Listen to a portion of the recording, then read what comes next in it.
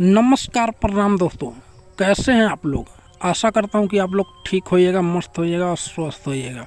तो आज हम बात करने वाले हैं ट्रेंडिंग स्टार खेसारी लाल के बारे में कि उसका सॉन्ग हाल फिलहाल में बहुत ज़्यादा अभी नहीं आ रहा है। नहीं तो आता था, एकदम धूम मचाता था और गर्दा उड़ाता था, ट्रेंडिंग में ही बराबर रहता था। तो आप सबके बीच में फिर से लेकर आया है एक न्यू सॉन्ग। तो इस वीडियो में मैं आपको क्लियर करने वाला हूं कि कौन सा सॉन्ग है और किस चैनल पे आया है। चलिए वीडियो स्टार्ट करते हैं। तो ट्रेंडिंग स्टार खेसारी लाल का सॉन्ग आ चुका है। गाना का नाम होने वाला है चिन्नियों से मीठ चुम्मा। आ चुका है यूट्यूब चैनल पे। आप लोग नहीं देखें तो देखिए, अपना ढेर सारा प्यार और आशीर्वाद बनाइए।